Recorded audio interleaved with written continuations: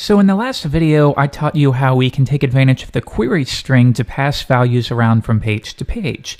But I also made a note that using the GET request should specifically be for retrieving data. If you're doing anything destructive, such as updating a database, you don't want to use the GET request. That can be insecure. So in this lesson, I'm going to teach you about using a POST request. So first, you might be thinking, well, how do we use POST? We know how to use GET through the query string, but with POST, how would we initiate something like that? And it's actually really easy.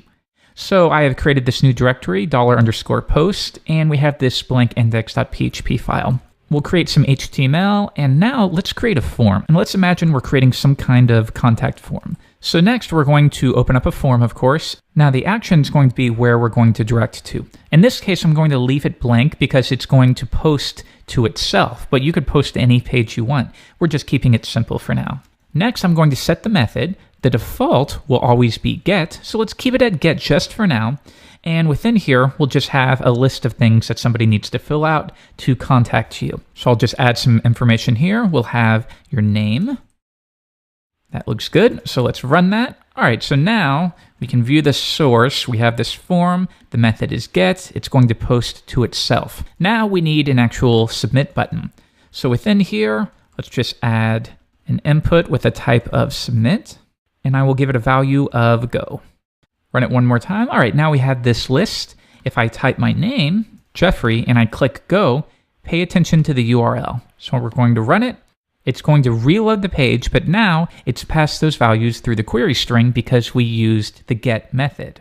Now, if we change it to post, we're not making potentially sensitive information available in the address bar. So now, one more time, let's remove all of that. Try it again. We will set the name to John Doe, and I run it, and now we have still posted it, but notice we haven't updated the URL. So how can we see what is within that post? Well, at the top, let me open up PHP. And if we were to simply do something like this, print r $_post, that would be okay on one condition. Let's reload the page. It's going to submit the form again. And we do get this array. It's the same thing as get, but now we're accessing the $_post superglobal. But watch, if I reload the page, that array is going to be empty, of course, because it hasn't been populated with anything. So we need some kind of way to determine whether or not this array is not empty, or, in other words, whether the form has been submitted. So I will show you two different ways. First, the easy way. We can say if not empty, post. And this is a new one that we haven't taken a look at yet, empty. Well, what does that do? Well, we switch over to php.net, and we can see it determines whether a variable is empty. And if we scroll down, we will see in this list here, these are the things that would be considered empty. Notice, just an empty array. All right, well, that's what we're going to use here. So now I'm saying if it's not empty, meaning there's something in it, then the form must have been posted. And then I will simply print r post once again. And now I can run it. Nothing happens because the form hasn't been submitted. I'll add my name. And now I submit it. We reload the page. This test runs again, and it does this test. Is the $_post superglobal empty? No, it's not empty, in which case we should run this.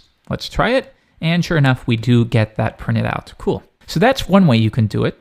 Another way would be to do it like this. We're going to run another if statement and say if $_server, and we're going to check the request method. And what that's going to do is simply echo out whatever the request method was, as you might guess. So for now, why don't we just echo this out? Echo $_server request method.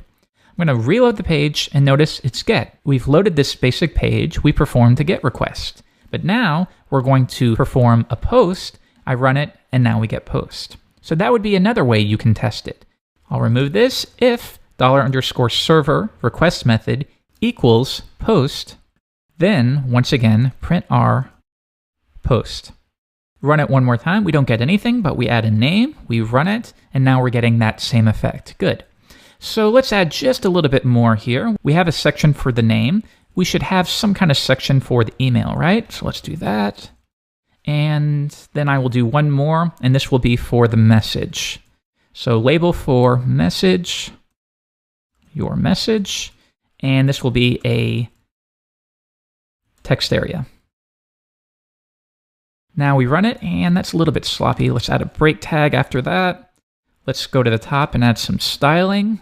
And we can actually get rid of that type equals text/CSS attribute.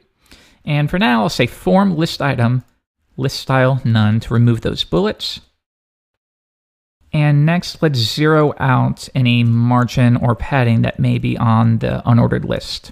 Now, if I run it, that looks good. And the final thing, let's add some margin below the list items. All right, so that's a little bit better. So now we have a name section, we have an email, and we have a section for the message. So let's run this. Jeffrey Way, we'll do my Envato email address. This site is great. And now if I run that, notice that we only see the name as well as the email. But what about the message? And this is what you need to be careful about. You need to have a name attribute. So here we have input, it's name equals name. Notice that this value right here and here correspond to what you see here and here. So if I were to change this to your name and we run this one more time, notice that that has now been updated to your name. So that means it is required if you want that value to be sent through.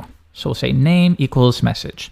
Next though, just a little tip, when I click on the label, it should activate the input that it corresponds to. But in order to do that, you need to set an ID attribute rather than a name. And this is why you will often see, for example, name equals message, and then it will be repeated with the ID as well. So we will do that now. ID equals name, and then I will update this other one as well.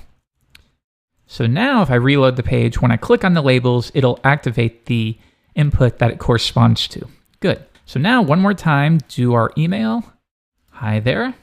And if I click go, now we have the name, the email, and the message, which is important. So at this point, we've taken the values that the user has provided us, and now we can use them however we need. Maybe you want to insert that into a database. Maybe you simply want to email that off. And that's what we'll do for now. You'd also want to do a bit of validation, but we're not to that point yet. Let's keep it as simple as possible while we are learning about posts. If I scroll to the top, we are determining whether the request method is post. Now we're going to prepare our email. And so how do we send an email? Well, let's refer to the documentation. PHP offers this function called mail, which is incredibly handy. So this is built in, and you can see you pass the values. Who is it going to? What is the subject of the email? What is the message? And then you can also pass additional headers, but we're not going to take a look at that just yet, because I will have a lesson dedicated to email.